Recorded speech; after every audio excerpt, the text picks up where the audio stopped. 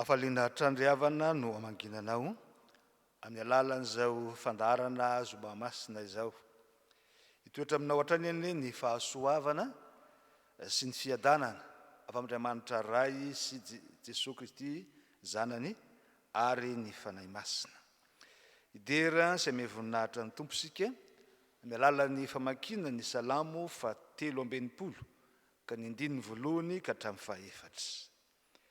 Andriamanitro, Andriamanitro ianao, mitady anao fatratra aho, mangetahitanao ny fanahiko, maniry ianao ny nofiko. Eo amin'ny tany maina sy mangetana, tsy misy rano, toy izany no jereko anao tao amin'ny fitoerana masina. Ahitako ny herinao sy ny voninahitrao. Fa tsara no ny aina ny famindraponao, ny molotro hideranao.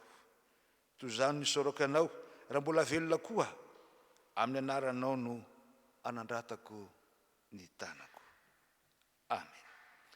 Nira 7:100 ka ny 1:1 sy ny 3 no ataontsika.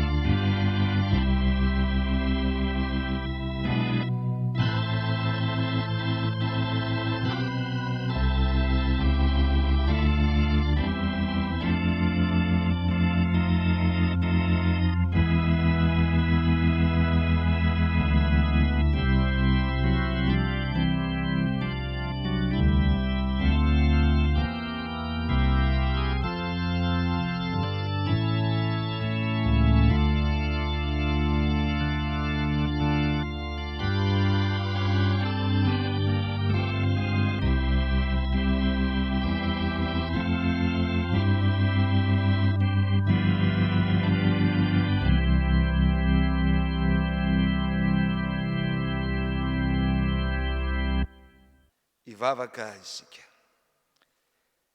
Raha mitoetra manodidina anay, ny aliko ny fahafatesana, dia tsy atahotra ny loza izahay, fa ianao no aminay Tompo. Koa ataony ahoana no tsy hidera, ankalaza ary isaotra anao Andriamanitra, izay Tompo sy mpamonjy anay. Makasitraka anao ary izay Tompo, fa mbola avelanao ananjara, anompo anao amin'ny alalan'izao fampavahana izao. Momba anay Tompo, ka manatrehana anay amin'ny alalan'ny fananao masina. Amen. Nira 7:100 ka ny 1:1 sy 4 no ataontsika, dia hitarika antsika mivavaka sy famakiana ny tenin'ny soratra masina, ny diakona mpiara-miasa.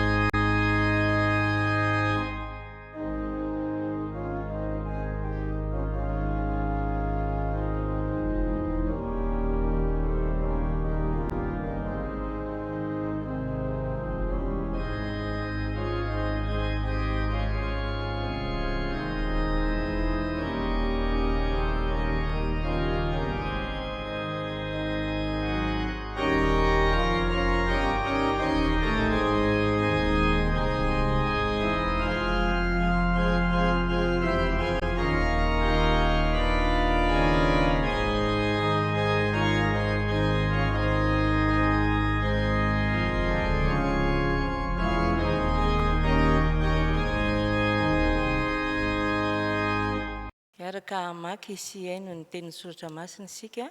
Zany dia hitantsika ao amin'ny Isaia 7:50. Raisitsika amin'ny andininy 7 ka hatsahatra amin'ny andininy 12. Isaia 7:50, andininy 7 hatramin'ny 12. Alohan'izay dia hiara hivavakintsika tompoko. Hivavakintsika. Tompo, tonga ny fotoana hamakiana sy hainona ny teninao. Ny fanahy masinao ane, nitarika anay amin'izany mba hahafahanay mandray izay tianao holazaina aminay. Misaotra Tompo. Amen. Isaia 7:50, andininy 7 ka hatramin'ny 12. Rehefa hita dia ho vakiako amin'ny anaran'ny Tompo.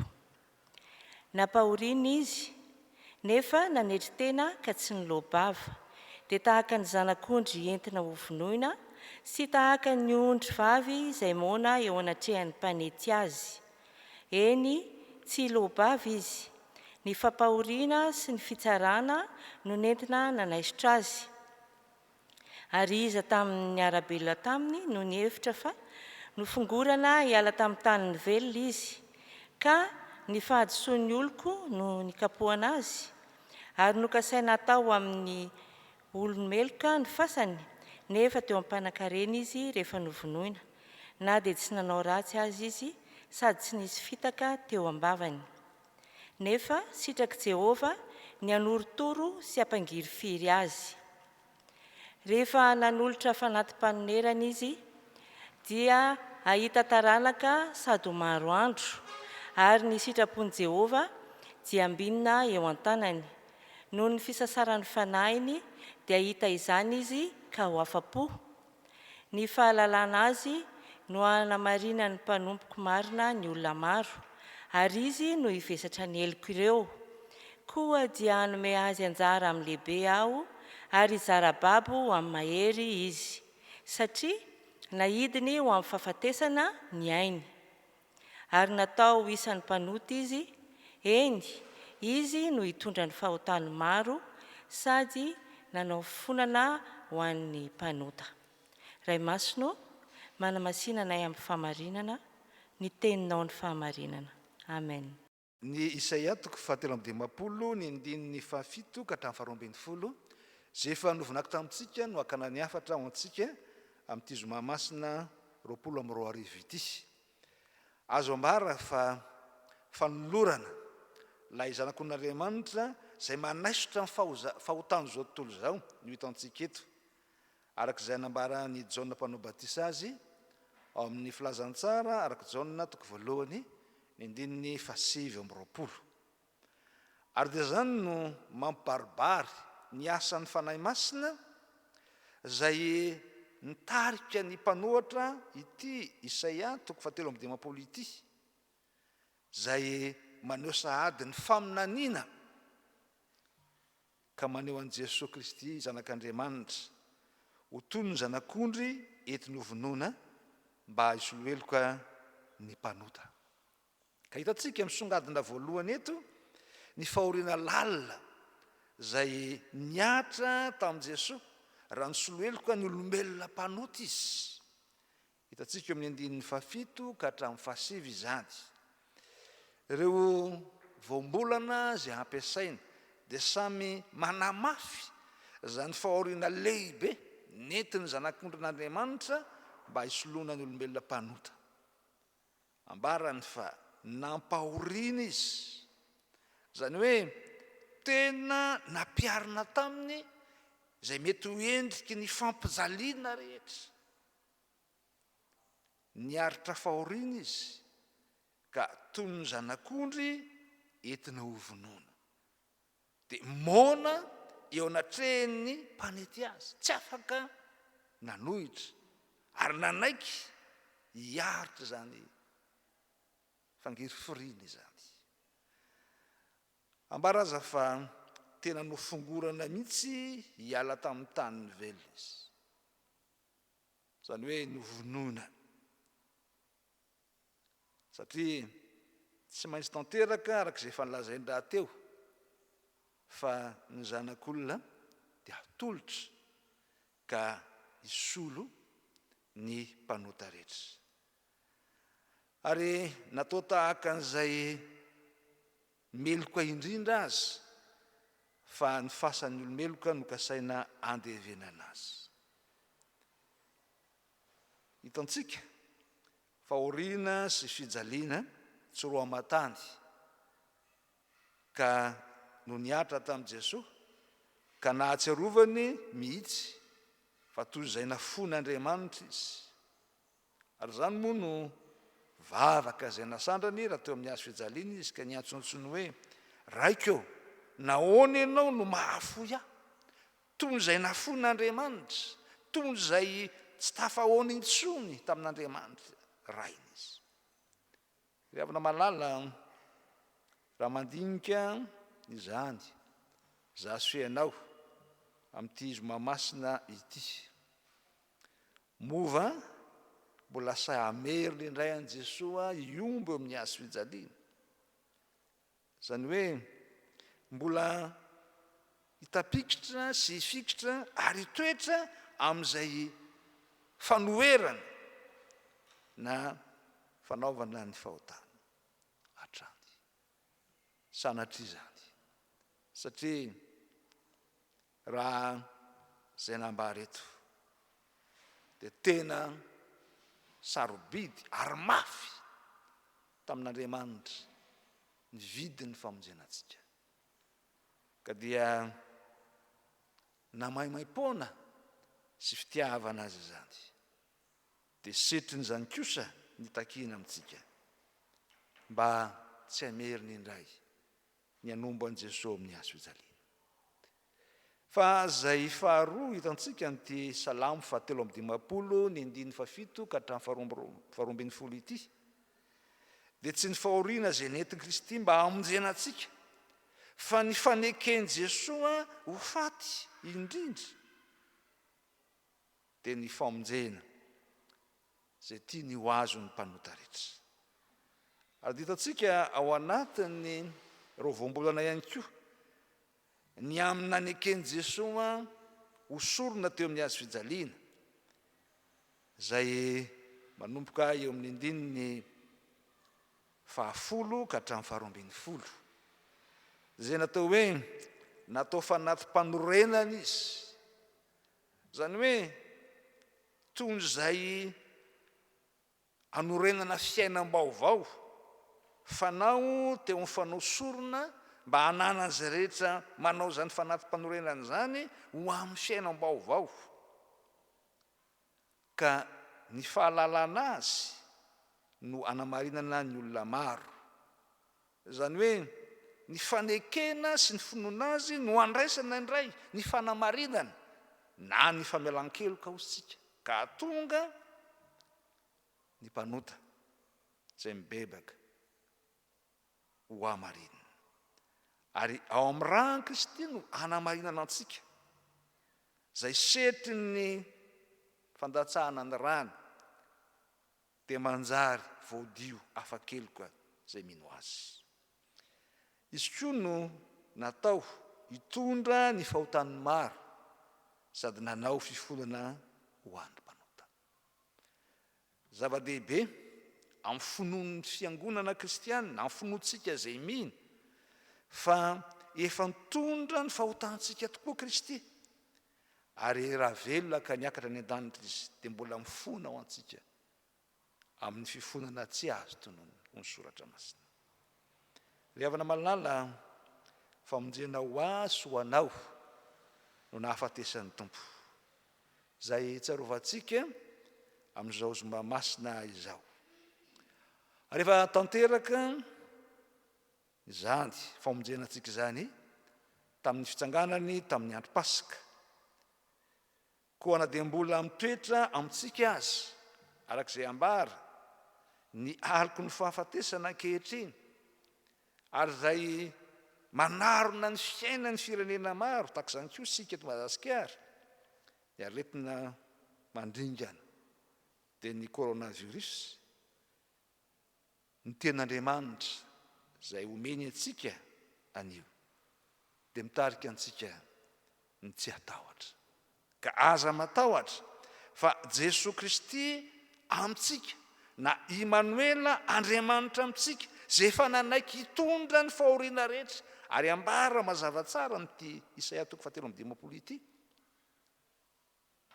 fa ny diakapoka taminy no anasitrana antsika ka anatena antsika famonjena fanasitranana tsy amin'ny lafiny ara-nofiana fa indrindra ny fiainam-panahintsika koa maireza ry havana ary oka ho fantatrao fa fahoriana tsoroamatany no namonjeny Kristy anao ny ainy sy ny rano no nalatsany nefa ny fanekenana zany dia no amin'ny famonjena anao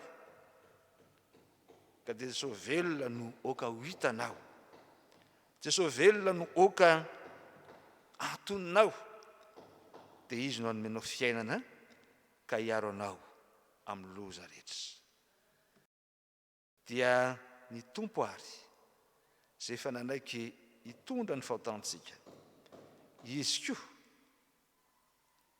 nitondra antsika ho amin'ny famonjena ho azy any ny voninahitra fa ho amintsika kosa ny fahafenon'ny fitiavany. Amen. Iara hivavaka isika tompoko. Raha eo misaotranao amin'ny alalan'i Jesosy Kristy Tompo izay no ny amin'ny fitiavana izay naseho anao anay tamin'ny alalan'izany teninao zany fa tia dia tia anay tokoa ianao Andriamanitra nahafoy ny zanakao lahatokana. Misaotranao izay Jesosy Tompo fa nanaiky ianao nampahoriana ary nanetry tena ka tsy nilobava mba ho famonjena anay. Mandiny tena izay amin'izao zoma masina izao Andriamanitra manoloana n'izany fitiavanao anay izany.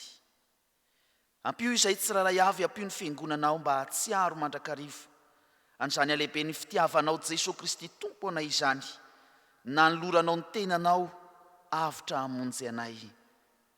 Misaotranao izay fa ny nanekenao nomboana teo ambony hazo fijaliana ary ny finoana n'izany no andraisanay ny famonjena fa aminao Andriamanitra. Mitondram-bavaka ary izay Tompo ankehitriny ho an'ny fiangonanao. Ampio Tompo mba hatsiaro mandrakariva n'izany fitiavana lehibe natotolotrao anay izany. Ampio reny ny finoan'ny fiangonana amin'izao vanim-potoana izao Andriamanitra mba tsy hangozoozo fa hiorina amin'ny finoananao Jesosy Kristy Tompo. Io Tompo ny fiangonana FJKM Makadikely mba hiorina mafy sy hamaka tsara ho vavolombelonao mandrakariva amin'izao vanim-potoana izay lalova ny firenena izao Andriamanitra.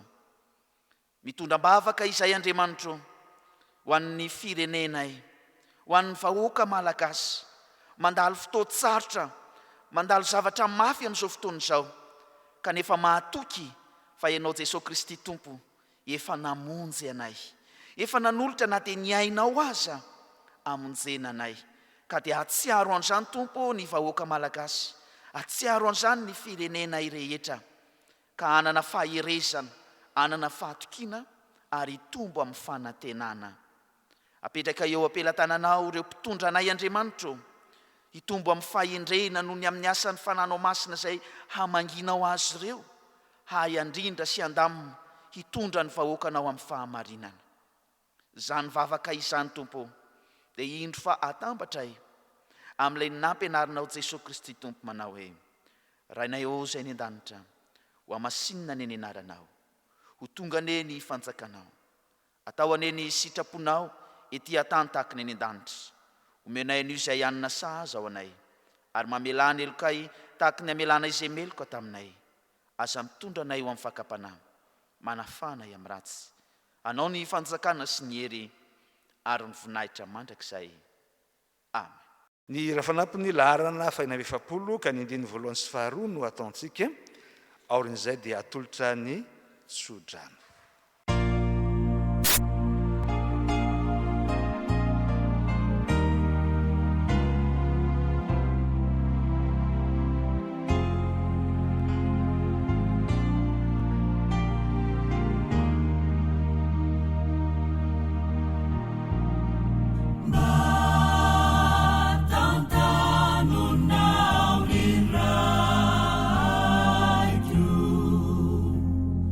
Sa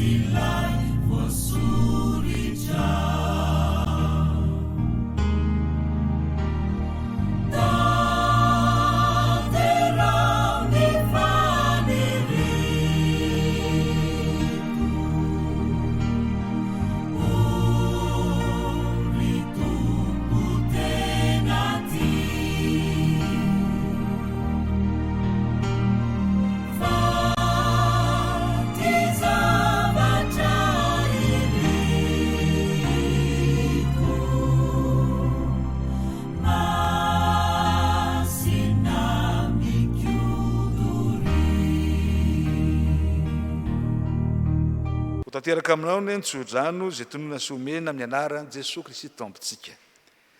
Hitayanao ny Jehova ka hiaro anao, ampamirapitra ny tavany aminao ny Jehova ka hamindra fo aminao, hanahitra ny tavany aminao ny Jehova ka hanome anao ny fiadanana. Amen. Ho an'Andriamanitra ireriny ny voninahitra amin'ny anaran'ny Ray sy ny Zanaka ary ny fanahy masina. Amen.